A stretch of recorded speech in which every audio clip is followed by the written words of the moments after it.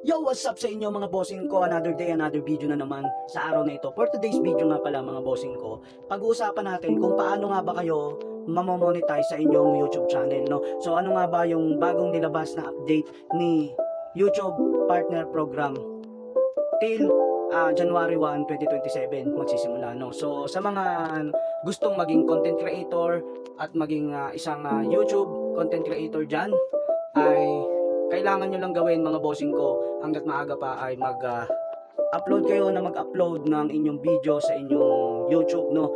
So kung gusto niyo ma-reach yung requirements ni YouTube, mas mahaba yung oras na gawin ninyong video, no. So ang requirements ni YouTube para ma-monetize kayo mga bossing ko ay kailangan ninyo at least 1,000 subscriber at 4,000 public watch hours, no. So meaning once na naka-reach kayo ng 1,000 subscriber at 4,000 public watch hours, ay pwede na kayong mag-apply sa YouTube Partner Program. So ano yung YouTube Partner Program? Si YouTube Partner Program, siya po ay ads or commercial. So once na kayo ay eligible na from YouTube Partner Program, magkakaroon po ng ads yung bawat i-upload po ninyo na video at doon po magsisimula na kayo po ay sasahod na sa YouTube. Pero bago yun mga bossing ko, once na ma-reach po ninyo yung 1,000 subscribers at 4,000 public watch hours, kinakailangan po na wala po kayong violation kay YouTube.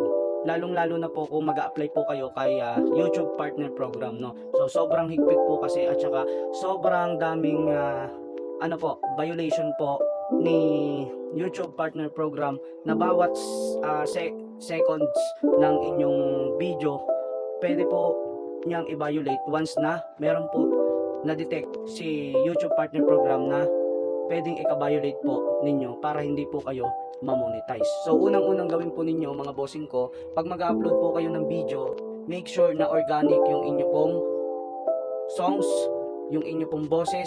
Kinakailangan po na ganito po kagaya po ng ginagawa ko. And pangatlo po, nakikita po yung itsura po ninyo sa video para mas mabilis po kayong ma-monetize. Yes po, kasi marami pong users ni YouTube na gusto pong ma-monetize, pero yung iba po ay hindi po na-monetize dahil yung video po nila ay copyright, inappropriate content. Ano po ba ibig sabihin ng copyright? Halimbawa na lang po mga bossing ko, kayo po ay nagsasalita ng ganito, kagaya ko, nakikita naman yung inyong sarili sa video, pero yung inyo pong background music na inilagay ay copyright.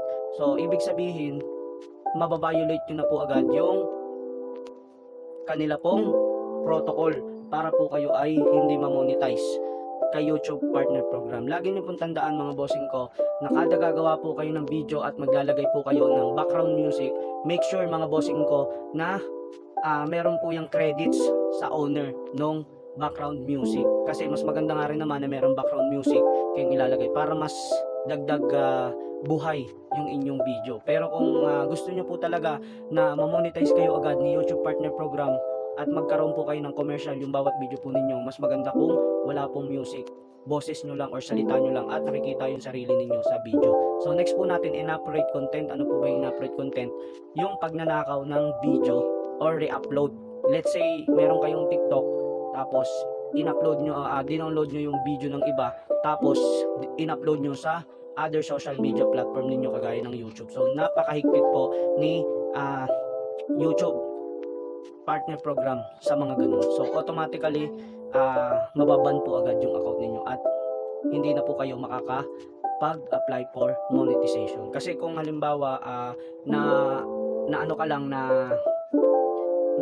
copyright claim ka lang dahil sa background music, kung nag-apply ka na for monetization, pwedeng mag-retake ka ulit. Pero kung inappropriate content mga bossing ko, hindi ka na makakapag-retake para maging eligible ka sa YouTube Partner Program. So kailangan po mga bossing ko, pagka na-reach nyo na yung 1,000 subscriber at 4,000 public watch hours, make sure ninyo na i-review ninyo lahat ng mga videos ninyo kung may copyright claim, inappropriate content. Kung wala po, mag-apply na kayo for YouTube Partner Program. So mabilis lang ma-approve ni YouTube Partner Program kung wala kayong violations or wala kayong copyright claim. 1 to 2 days lang mag-i-email sa inyo si YouTube Partner Program na kayo ay eligible na for monetization at kikita na ng pera, no? So, yun lang.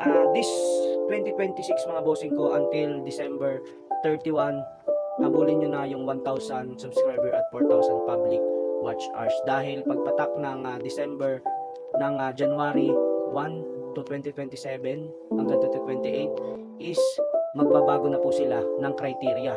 So, imbis na 4,000 magiging 8,000 public watch hours na po sila at 1,000 subscribers na po sila, or pwedeng maging 4,000 subscribers at 8,000 public watch hours. So biruin nyo yun, napakahirap pong ma-reach ang 8,000 public watch hours dahil sa isang araw meron lang tayong 24 hours. So biruin nyo, 24 hours kailangan para ma-monetize ka is kailangan mo makalikom ng 8,000 hours para lang mag-apply for YouTube Partner Program or para ma-monetize ka.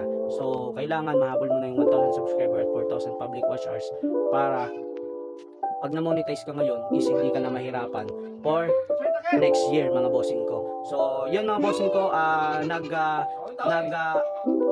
nag-update na si YouTube Partner Program ulit na this coming December 31, January 1, 2027 is kailangan na ng 8,000 public watch hours and possible 2,000 to 4,000 subscribers na yung hihingi nila na requirements for eligible for YouTube Partner Program at sumahod kay Google AdSense. So, yun lang muna mga bossing ko. So, ingat kayo palagi and hopefully nakatulong itong video na ito, and don't forget to subscribe and click the notification bell para lagi kayong updated sa mga bagong video ko. So, that's it. Thank you for view my videos.